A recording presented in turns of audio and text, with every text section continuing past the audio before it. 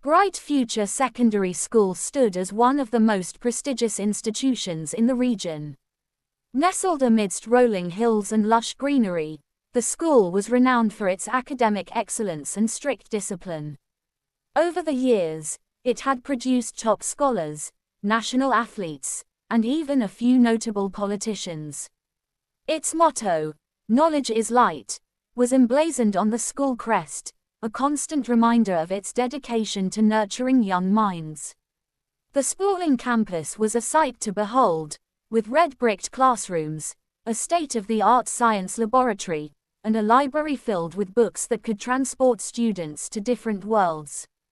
The teachers were revered for their commitment, and the students took pride in wearing the school's white and brown uniform. Among the students of Senior Secondary 2, SS2, life was a blend of rigorous academics and teenage drama. The class was a melting pot of personalities, some ambitious, others mischievous, but all striving to make their mark. It was in this environment that a scandal would unfold, shaking the very foundations of trust and friendship. It was a breezy Monday afternoon at Bright Future Secondary School. The students in SS2 had just completed a mathematics test, and the air was thick with relief. Daniel, a brilliant and confident boy with a knack for mischief, was searching for his pen beneath his desk when he stumbled upon a small, brown diary wedged between two planks of wood. Curiosity got the better of him. He pulled it out and flipped through the pages. The handwriting was neat and precise, with little hearts dotting the I's. It didn't take long for Daniel to realize that the diary belonged to Mercy, the quietest girl in class. Mercy was known for her shy demeanor and her uncanny ability to blend into the background, unnoticed by teachers and students alike. What caught Daniel's attention was an entry dated the previous Friday. It read, "Today, Mr. Wisdom wore the blue shirt that makes his eyes sparkle. He's so kind and intelligent, and I wish I could tell him how much I admire him. Sometimes, I dream of what it would be like if he noticed me." Daniel's eyes widened. Mercy, the timid bookworm, had a crush on their mathematics teacher. The thought was both hilarious and scandalous.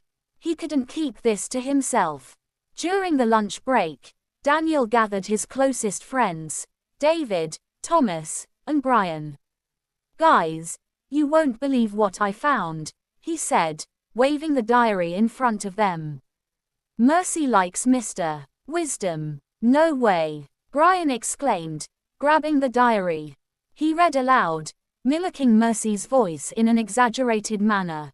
The group erupted in laughter, their voices carrying across the cafeteria. Unbeknownst to them, Mercy sat at a table in the corner, eating her meal alone. She noticed the group's unusual excitement but thought nothing of it. If only she knew. The next day, the diary became the talk of the class. Daniel and his friends shared information with other students, embellishing the details for added drama. By mid-morning, nearly everyone in SS2 knew about Mercy's crush on Mr. Wisdom. Mercy began to sense the hushed whispers and stifled giggles whenever she walked into a room.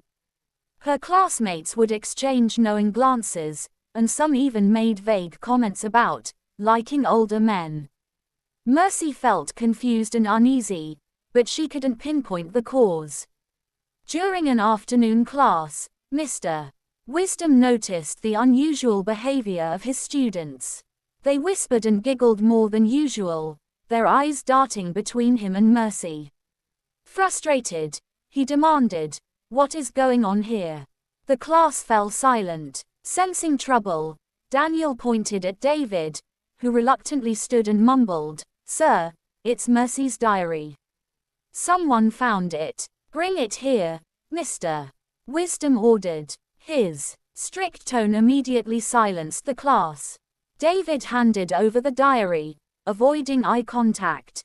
Mr. Wisdom skimmed through the pages, his face expressionless.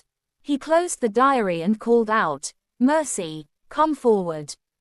The classroom was noisy, but his strict demeanor made them fall silent as Mercy hesitantly stood and walked to the front. Mr. Wisdom addressed the class sternly. What has happened here is an invasion of privacy and a gross display of immaturity. There is nothing wrong with the content of this diary. It contains admiration, which is normal and harmless. He turned to David. Who picked this up? Daniel raised his hand, trembling slightly. I did, sir. You have no right to read someone else's private thoughts, let alone share them. This behavior is unacceptable. Mr. Wisdom's voice was firm, and Daniel lowered his head in shame. Addressing the entire class, he added, let this be a lesson to all of you. Respect others' privacy. He handed the diary back to Mercy and said softly, go back to your seat. The classroom was calm after that. Some students were surprised by how Mr. Wisdom handled the situation, expecting harsher consequences. After the lesson, Mr. Wisdom called Mercy to his office. She entered nervously, clutching her diary. He gestured for her to sit. Mercy, he began kindly, I understand this situation must have been very difficult for you. I want you to know that your feelings are normal. There is nothing wrong with admiration, but it's important to keep such thoughts private to avoid misunderstandings. Mercy nodded, her eyes downcast. I'm sorry, sir. I never meant for anyone to see it. I know, Mr. Wisdom said, his tone reassuring.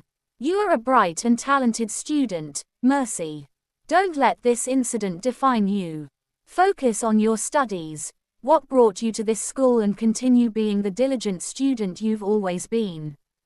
He spoke to her like an uncle, offering guidance and encouragement. By the time their conversation ended, Mercy felt a bit more at ease. Daniel and his friends deeply regretted their actions, especially when they reflected on Mercy's character. She was a quiet, focused girl who never caused any problems. Driven by guilt, they decided to apologize. During lunch, Daniel and his friends approached Mercy as she sat alone. Daniel began, Mercy, we're really sorry for what we did. It was wrong, and we didn't think about how it would affect you. Mercy didn't respond. She stood up and walked away, her expression unreadable. The shame and humiliation was still too fresh. Her classmates knew about the diary, and so did the teachers. The weight of it all was too much.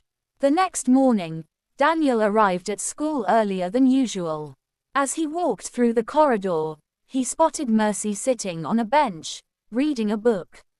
Summoning his courage, he approached her alone. Mercy, he said softly. She looked up, her face wary. I'm truly sorry for everything. I know I hurt you, and I regret it more than I can say.